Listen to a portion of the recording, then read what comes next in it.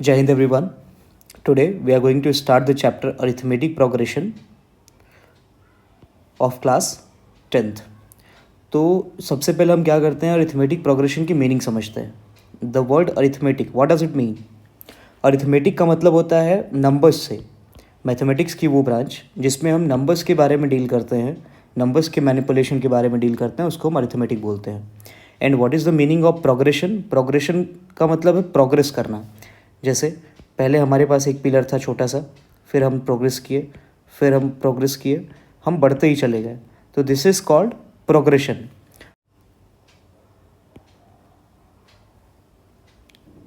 तो arithmetic progression की proper meaning समझने के लिए मैं यहाँ पे क्या कर रहा हूँ, दो ग्रुप ऑफ नंबर्स लिख रहा हूँ. पहला ग्रुप ऑफ नंबर्स हमारे पास है 10, 11, 15, 18, 20, 30. और दूसरा नंबर का ग्रुप है हमारे पास 10, 20, 30, 40, 50, 60. अगर मैं पूछूं कि दोनों ही ग्रुप ऑफ नंबर्स में जो दोनों ही प्रोग्रेशन है नंबर्स के, उन दोनों में डिफरेंस क्या है, तो यहाँ पे हम देख सकते हैं ये पहला टर्म है, दूसरा टर्म, तीसरा टर्म एंड सो ऑन. पहले टर्म और दूसरे टर्म में डिफरेंस हमारे पास कितने का है? यहाँ पे हमारे पास पहले और दूसरे टर्म में डिफरेंस है 1 का. फिर सेकंड और थर्ड टर्म में हमारे पास 4 का डिफरेंस है. देन हमारे पास 3 का डिफरेंस है. देन हमारे पास 2 का डिफरेंस है. देन हमारे पास 10 का डिफरेंस है. देन अगर हम स्टडी करें सेकंड प्रोग्रेशन की, जो ग्रुप ऑफ नंबर्स हमारे सेकंड लिखे हुए हैं यहाँ पे हम देखेंगे इन दोनों में 10 का डिफरेंस है, इन दोनों में भी 10 का डिफरेंस है. Again 10, again 10, again 10. तो हम पहले प्रोग्रेशन में ये देख रहे हैं कि पहले प्रोग्रेशन में जो हमारे डिफरेंसेस हैं between the two consecutive terms of the progression, वो इक्वल नहीं है. 1 और 4 यहाँ इक्वल नहीं है, 4 फिर से डिफरेंट हुआ, फिर 2, फिर 10. तो डिफरेंस यहाँ पे क्या है, इक्वल नहीं है. Differences between two consecutive terms are not at all equal. तो इसे हम AP नहीं बोल सकते, ये हमारी AP नहीं है. देन यहाँ इस प्रोग्रेशन में हम देखते हैं कि differences between two consecutive terms of the progression are constant. यहाँ पे डिफरेंसेस क्या है, इक्वल है. तो इसे हम क्या कहेंगे, AP बोलेंगे. तो AP की डेफिनेशन हमें यहाँ से समझ में आई, मीनिंग समझ में आई कि AP वो सेट ऑफ नंबर्स है, ग्रुप ऑफ नंबर्स है, जिसमें कंसेक्यूटिव टर्म्स के बीच में जो डिफरेंसेस होते हैं वो क्या होते हैं, कांस्टेंट होते हैं, यानी कि इक्वल होते हैं. तो अगर AP फॉर्म हो रही है तो डिफरेंसेस हमारे कॉमन होंगे, कांस्टेंट होंगे. तो AP का जो डिफरेंस होता है उसको हम बोलते हैं कॉमन डिफरेंस. कॉमन डिफरेंस हम इसलिए बोलते हैं कि जो डिफरेंस है दो कंसेक्यूटिव टर्म्स के बीच का, अगर हम कहीं भी देखें 60 और 50 का डिफरेंस 10 है हमारा, 40-50 का अगेन 10 है, 30-20 का अगेन 10 है. तो डिफरेंस हमारा कॉमन होता है. तो हमें यहाँ से एक चीज़ समझ में आई कि अगर हमारे पास कोई भी प्रोग्रेशन होगा तो हम वहाँ से ये समझ सकते हैं कि कौन सा AP होगा और कौन सा AP नहीं होगा. तो फर्स्ट क्वेश्चन आपसे इस चैप्टर से यही पूछा जा सकता है कि जो भी ग्रुप ऑफ नंबर्स दिए हैं उसको चेक करके बताइए कौन सा AP है, कौन सा नहीं है. सपोज हमारे पास एक क्वेश्चन है 40, 50, 60, 90, 110 कि check whether the given terms are in AP और नॉट. चेक करते हैं. तो how do we check? We need to find the differences of the consecutive terms. देखते हैं इन दोनों टर्म्स का अगर हम डिफरेंस देखें तो 50 माइनस 40 इक्वल्स टू 10. इन दोनों टर्म्स का अगर हम डिफरेंस देखें तो 60 माइनस 50 इक्वल्स टू अगेन 10. अगर इन दोनों टर्म्स का हम डिफरेंस देखें तो 90 माइनस 60 30, 110 माइनस 90 इक्वल्स टू 20. तो हम देख रहे हैं कि differences are not at all common. इसका मतलब कि ये जो प्रोग्रेशन दिया हुआ है वो AP नहीं होगा. तो आई थिंक कि AP चेक करना हम अब सीख चुके हैं. अगेन फिर से हम एक AP प्रोग्रेशन लेते हैं और चेक करते हैं कि वेदर इट इज़ AP और नॉट. 10, 15, 20, 25, 30, अगर हमें ये चेक करना है इट इज़ एन AP और नॉट, हम क्या करेंगे, again we'll see the differences between two consecutive terms. So 15 minus 10 we'll get 5, 20 minus 15 we'll get 5, again 25 minus 25, then 30 minus 25 5. तो हम देख रहे हैं कि जो डिफरेंसेस हैं टर्म्स के बीच के वो क्या हैं, वो हमारे इक्वल हैं. हेंस वी कैन कंक्लूड कि this progression is an AP. ये एक AP है. Now proceed further. Now will understand कि AP कितने तरीके की होती हैं. अगर हम AP को कैटेगराइज करते हैं तो पहली AP हमारे पास आती है finite AP. First one is finite AP and second one is infinite AP. अब हम बात करते हैं कि फाइनाइट AP और इनफाइनाइट AP में डिफरेंस क्या है. फाइनाइट मीन्स कि काउंटेबल, हमें पता है कि how many terms are there. तो अगर हमारे पास कोई AP है 10, 20, 30, 40 एंड 50, तो हम देख रहे हैं वी कैन ईजिली काउंट कि we have 10, 20, 30, 40 and 50. There are 5 terms. तो it belongs to finite AP. ये हमारी फाइनाइट AP होगी. नेक्स्ट एक और हम देखते हैं 1, 2, 3, 4, 5 डैश डैश डैश 100. इस AP में भी हम देख रहे हैं कि 1, 2, 3, 4, 5 देन यहाँ पे टर्म्स आगे तक जाएंगे और लास्ट टर्म क्या होगा, 100 होगा. तो यहाँ पे भी लास्ट टर्म हमें पता है कि लास्ट टर्म हमारा 100 है, यानी कि इस टर्म के बाद ये AP फिनिश होने वाली है. इट मीन्स कि ये भी क्या होगी, हमारी फाइनाइट AP होगी. नेक्स्ट हम बढ़ते हैं इनफाइनाइट AP की तरफ. यहीं पे अगर मैं ये AP लिखता हूँ 10, 20, 30, 40 देन डैश डैश डैश. अब इस AP में क्या है, इस AP में हमें ये नहीं पता है कि ये लास्ट टर्म क्या होगा, ये AP कहाँ तक जाने वाली है, कहाँ पे जाके फिनिश होगी. सो इनफाइनाइट टर्म्स यहाँ पे नहीं हैं, तो इस AP को हम इनफाइनाइट AP बोलेंगे बिकॉज वी डोंट नो कि how many terms are there in this AP. तो दो तरीके की AP हम समझ चुके हैं. First one is finite AP and second one is infinite AP. अगर हमें नंबर ऑफ़ टर्म्स पता होते हैं कि कितने टर्म्स हैं, लास्ट टर्म हमें पता होगा, तो वो हमारी फाइनाइट AP होगी. और अगर हमें नंबर ऑफ़ टर्म्स नहीं पता होंगे तो वो हमारी इनफाइनाइट AP होगी. डिफरेंस के बारे में हम समझ लेते हैं. जब हम चैप्टर टॉपिक स्टार्ट कर रहे थे तब हमने समझा था प्रोग्रेस का मतलब क्या होगा, बढ़ना. कि अगर हम बढ़ते जा रहे हैं, प्रोग्रेस करते जा रहे हैं, तो क्या होगा, हमारी प्रोग्रेशन कहलाएगी. लेकिन AP में अगर हम घटते भी जाते हैं तो भी उसे हम AP बोलेंगे. देखते हैं केसेस क्या क्या हैं. सपोज़ हमारे पास एक AP है 10, 20, 30, 40, 50, 60 एंड डैश डैश डैश. अगर मैं आपसे पूछूं कि whether it is finite AP और इनफाइनाइट AP, तो विल बी आंसरिंग कि ये तो इनफाइनाइट AP है, बिकॉज हमें यहाँ पता नहीं है कि ये AP कहाँ पे लास्ट होगी या how many terms this AP does have. यहाँ पे अगर हम देखें तो पहले हम पता करते हैं ये AP है कि नहीं. तो यहाँ पे हम देख रहे हैं जो डिफरेंसेस हैं हमारे, जो हमारे डिफरेंसेस हैं वो क्या है, कॉमन है. अगर हम फर्स्ट डिफरेंस की बात करें तो D1 क्या होगा, second term minus first term means 20 minus 10, जो कि 10 आया हुआ है. फिर से हम 20 और 30 का डिफरेंस देखें, यानी कि सेकेंड डिफरेंस, तो 30 माइनस 20 है यहाँ पे which is also 10. Again third difference का मतलब है कि फोर्थ और थर्ड टर्म का डिफरेंस, तो ये हो गया 40 माइनस 30 विच इज़ 10.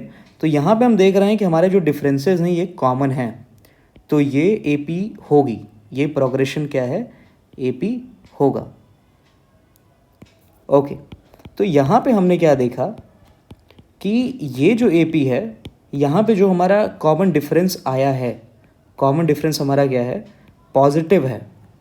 तो यहाँ से हमने क्या कंक्लूड किया कि ऐसी AP जिसका कॉमन डिफरेंस पॉजिटिव होता है उसमें टर्म्स क्या होते हैं, बढ़ते जाते हैं. यानी कि उसमें जो आगे आने वाले टर्म्स हैं वो हमेशा क्या होंगे, पीछे वाले टर्म से बड़े होते जाएंगे।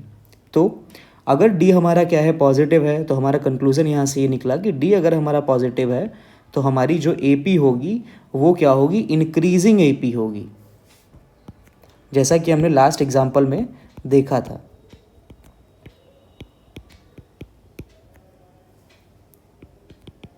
सेकेंड एग्जाम्पल हम कंसिडर करते हैं।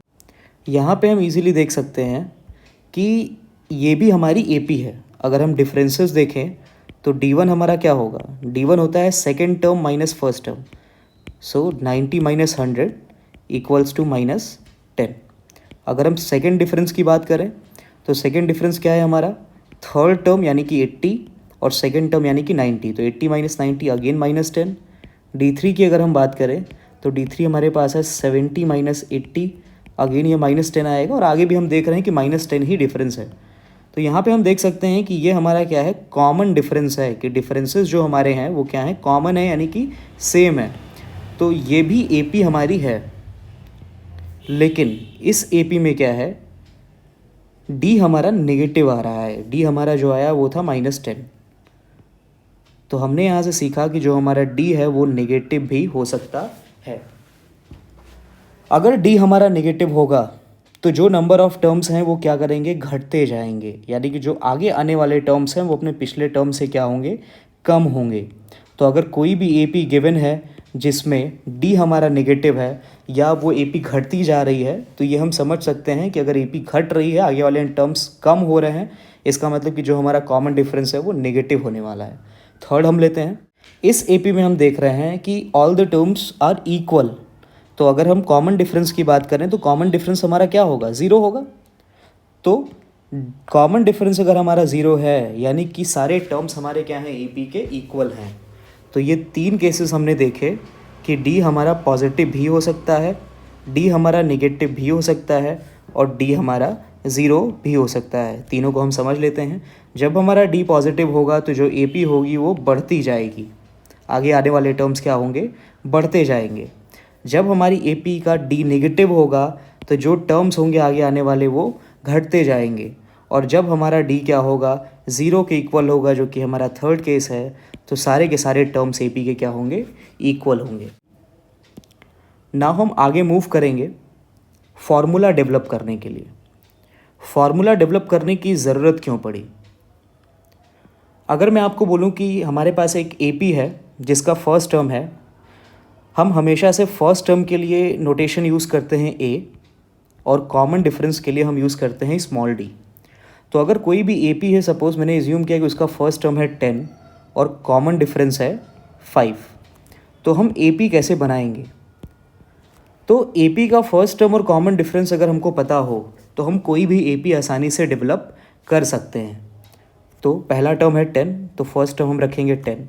अब कॉमन डिफरेंस हमारा है 5 का, यानी कि आगे हम 5 ऐड करते जाएंगे। तो 10 + 5 second term will be 15, then again 5 हम ऐड करेंगे तो 20 हमें मिलेगा, फिर 5 हम ऐड करेंगे 25, then 30, and this A P will be going on and on.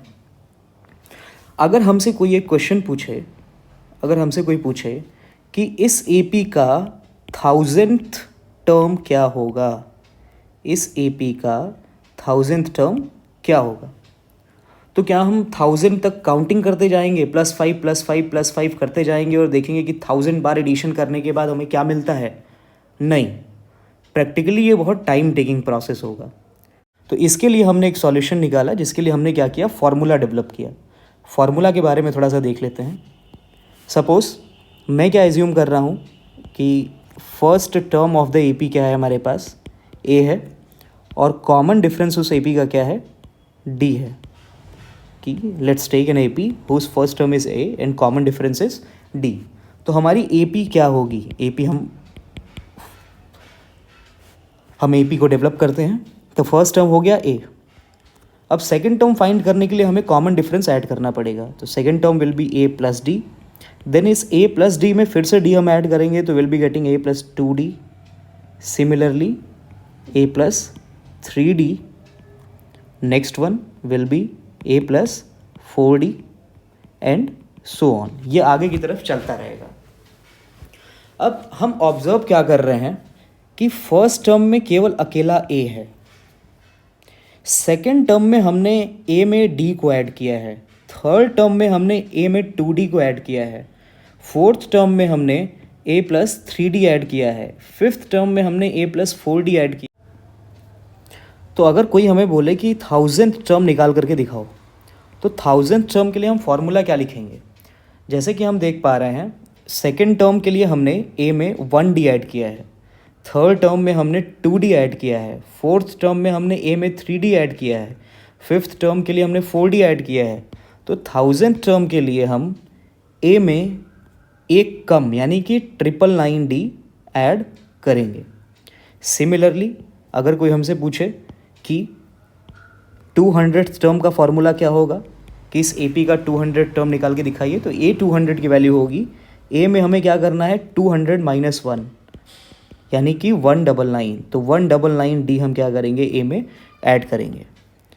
Okay, now next one, अगर हमसे कोई पूछे कि a 20 फाइंड करके दिखाओ, तो a 20 के लिए हम a में कितना ऐड करेंगे, एक कम यानी कि 19d हम ऐड करेंगे। सिमिलरली अगर कोई हमसे पूछे कि 10th टर्म निकाल करके दिखाइए, तो हम a में कितना ऐड करेंगे, 9d ऐड करेंगे। तो अगर जनरल टर्म AP का फाइंड करना हो, जनरल फार्मूला अगर फाइंड करना हो AP का, अगर मैं आपसे पूछूं कि nth टर्म AP का फाइंड करिए। अब n क्या है, n एक जनरल सा नंबर है जिसमें हम कोई भी नंबर पुट कर सकते हैं। तो पहला टर्म अगर हम 1 पुट करते हैं पहला टर्म मिलेगा, 2 पुट करते हैं दूसरा टर्म, 3 पुट करते हैं तीसरा टर्म। तो ये जनरल फार्मूला है, इसको हम क्या बोलेंगे, जनरल टर्म का फार्मूला, कि अगर हम n की जगह पे कुछ भी पुट करें तो हमें कोई भी टर्म मिल सकता है। तो जनरल टर्म के लिए हम क्या करेंगे, तो इसको हम बोलेंगे nth टर्म को an। तो सेम कॉन्सेप्ट, a में हमें क्या ऐड करना है, n से एक कम यानी कि n minus 1 times of d। तो an का फॉर्मूला हो गया a plus n minus 1 times of d। अब इस फॉर्मूले से फ़ायदा क्या हुआ, आई होप ये फार्मूला कैसे आया आपको अंडरस्टूड है। अब इस फॉर्मूले से फ़ायदा ये हुआ कि अगर कोई हमसे पूछता है कि इस AP का 1000th टर्म आप निकाल करके दिखाइए, तो हम क्या कर सकते हैं, आसानी से इस फॉर्मूले में वैल्यू पुट करेंगे a प्लस 999d, और हम क्या करेंगे a और d की वैल्यूज़ पुट करके आसानी से 1000th term of the AP find कर सकते हैं। सो यहाँ से हमने सीखा कि किसी भी AP का कोई भी टर्म हम कैसे निकाल सकते हैं। So now let's start with some questions. So here on the screen we have the first question. Show that each of the progression given below is an AP. Find the first term, common difference and next term of each. हमें क्या करना है, first term find करना है AP का, common difference find करना है, उसके बाद चेक करना है कि नेक्स्ट टर्म क्या होगा, फाइंड करना है। Let's start with the first question. Here we have 9, 15, 21, 27 and so on. अगर हम फर्स्ट टर्म की बात करें तो फर्स्ट टर्म हमारा क्या है, 9 है यहाँ पे, तो ले लेते हैं हम first term 9। So a equals to 9। Now if you are suppose to find d, तो d हमने देखा था, d क्या होता है हमारा, कॉमन डिफरेंस होता है। कॉमन डिफरेंस मीन्स कि अगर ये AP है तो डिफरेंस कॉमन होगा दो कंसेक्यूटिव टर्म के बीच का, तो हम किसी भी दो टर्म का डिफरेंस ले सकते हैं, किसी भी टर्म में से उसके प्रेसीडिंग टर्म को हम सब्ट्रैक्ट कर सकते हैं। सो यहाँ पे मैं 15 में से इसका प्रेसीडिंग टर्म क्या है, इसके ठीक पहले का 9, तो 15 माइनस 9 कर रहा हूँ जो कि है हमारा 6। सो यहाँ पे हमें फर्स्ट टर्म मिल चुका है, कॉमन डिफरेंस मिल चुका है जो कि 6 आया है। अब हमें नेक्स्ट टर्म फाइंड करना है। तो यहाँ हम देख रहे हैं कि पहला टर्म, दूसरा टर्म, तीसरा टर्म, चौथा टर्म दिया हुआ है, तो हमें फिफ्थ टर्म फाइंड यहाँ पे करना है। अभी जस्ट हमने फार्मूला पढ़ा था nth टर्म का कि अगर कोई भी जनरल टर्म फाइंड करना हो तो उसके लिए फार्मूला था an equals to a plus n minus 1 times of d। यानी कि a में हमें क्या करना है, जो भी टर्म आपसे पूछा जाए उसमें 1 सब्ट्रैक्ट करके d का मल्टीप्लाई करिए, फिर ऐड कर दीजिए। देखते हैं। सो इस फॉर्मूले को फॉलो करके a5 हमारा क्या होगा, it will be a plus 5 minus 1 means 4d। अगर इसी तरीके से कोई 20th टर्म पूछे तो 20th टर्म का फॉर्मूला हमारे पास हो जाएगा a प्लस 19d। अगर कोई 50th टर्म पूछे तो a50 का फॉर्मूला हो जाएगा a प्लस 49d। आगे वैल्यूज पुट करके सॉल्व करते हैं। So we have a that is 9 plus 4 times of d which is 6। So will have 9 plus 6 4 ज़ा 24 और 9 प्लस 24 हमारा क्या होगा 33। यानी कि नेक्स्ट टर्म हमारा इस AP का क्या होगा 33 होगा। ये तो जनरल मेथड है, आप सॉल्व करेंगे कोई भी n टर्म फाइंड करने का। अगर हम डायरेक्ट देखते तो हमारे पास 4 टर्म यहाँ पे थे तो कंसेक्यूटिवली d ऐड किया जा रहा था। तो अगर हम 27 में भी यहाँ पे नेक्स्ट टर्म निकालना होता तो 27 में भी अगर हम d ऐड करते तो 27 प्लस 6 जो कि डायरेक्ट 33 आ सकता था। लेकिन मैंने आपको यहाँ पे इस फॉर्मूले से इसलिए समझाया है ताकि फॉर्मूले की आसानी से प्रैक्टिस हो सके। Okay, now move to the next question, जिसमें कि हमें सेम चीज़ दोहरानी है। हमसे पूछा गया है कि 11 6 1 माइनस 4 में फर्स्ट टर्म कॉमन डिफरेंस और नेक्स्ट टर्म क्या होगा, चेक करते हैं। तो क्वेश्चन है हमारे पास 11 6 1 माइनस 4। तो यहाँ पे क्लियरली हम देख सकते हैं कि जो हमारा a है फर्स्ट टर्म वो हमारा है 11। Now find d। तो d के लिए हम किसी भी टर्म में से उसके प्रेसिडिंग टर्म को सब्ट्रैक्ट कर सकते हैं। तो मैं यहाँ 6 ले रहा हूँ तो 6 में से मैं किसे सब्ट्रैक्ट करूँगा 11 को। 6 माइनस 11 विल गेट -5। अब हमारे पास a आ चुका है, d आ चुका है, हमें क्या करना है नेक्स्ट टर्म फाइंड करना है। फिर से हम फॉर्मूला ही फॉलो करेंगे। अगर हम चाहें तो हम डायरेक्ट भी निकाल सकते हैं, लेकिन हम फार्मूला फॉलो करेंगे प्रैक्टिस के लिए। सो पहला टर्म, दूसरा टर्म, तीसरा टर्म, चौथा टर्म, अगर हमें फिफ्थ टर्म फाइंड करना है तो formula will be a plus 4 times of d।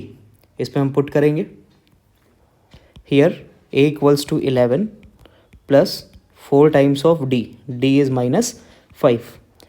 So will be having 11 4 5 are 20 with negative sign and 11 minus 20 equals to 9 with negative sign।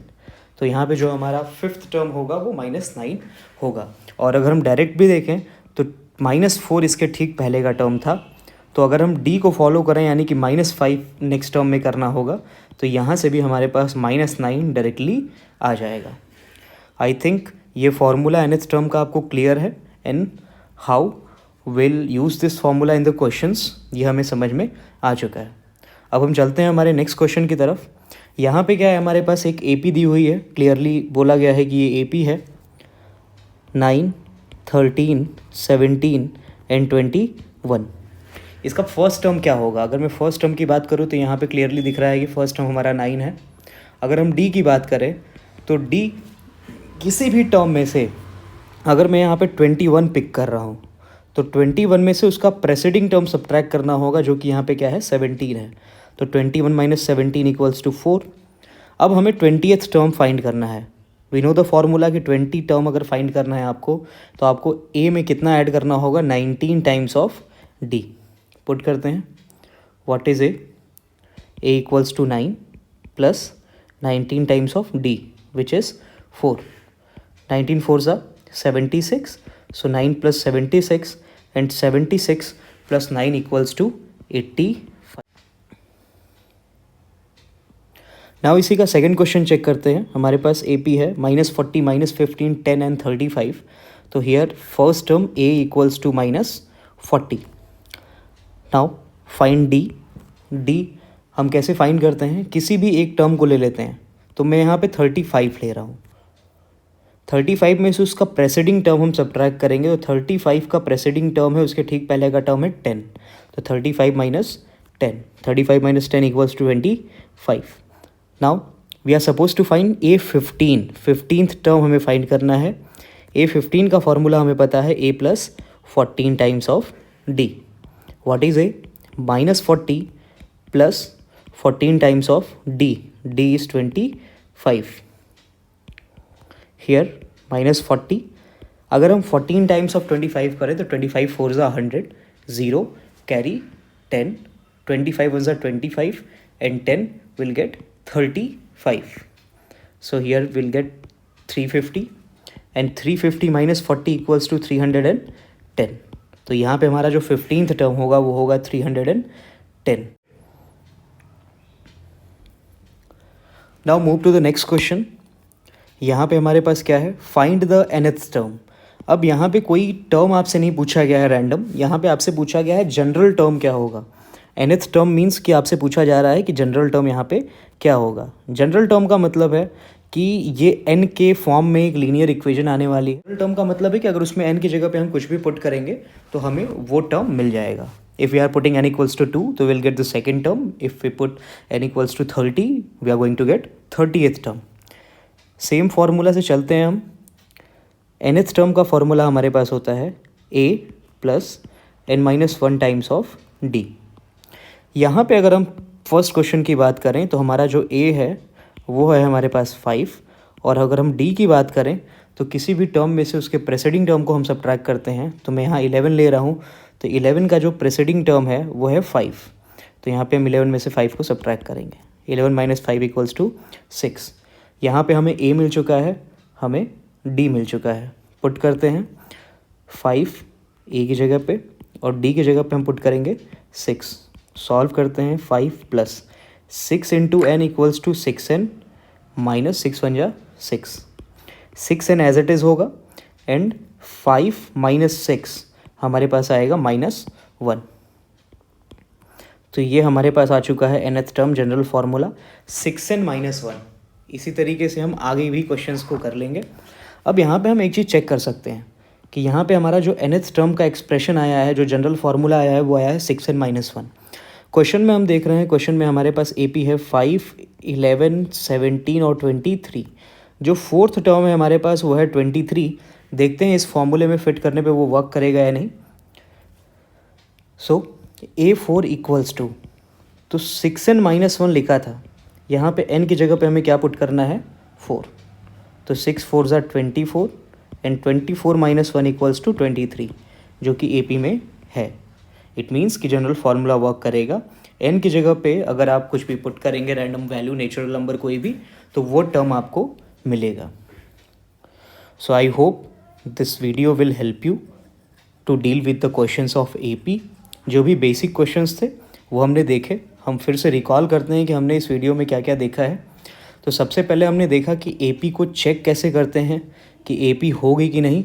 तो इसके लिए हमने देखा कि हम क्या करते हैं, दो कंसेक्यूटिव टर्म्स के बीच में डिफरेंस फाइंड करते हैं, और अगर वो डिफरेंस कॉमन आता है, मींस कि अगर D1 D2 D3 और आगे जो भी आप निकाल रहे हैं D4 D5, अगर वो सेम आ रहा है तो उसको हम AP कहेंगे, और अगर सेम नहीं आ रहा है तो AP नहीं कहेंगे।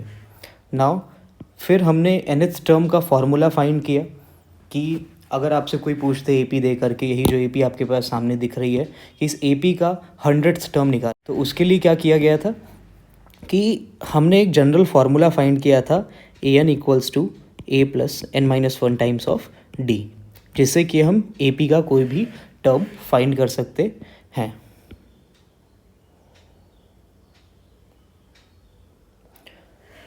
I hope this video is helpful to you.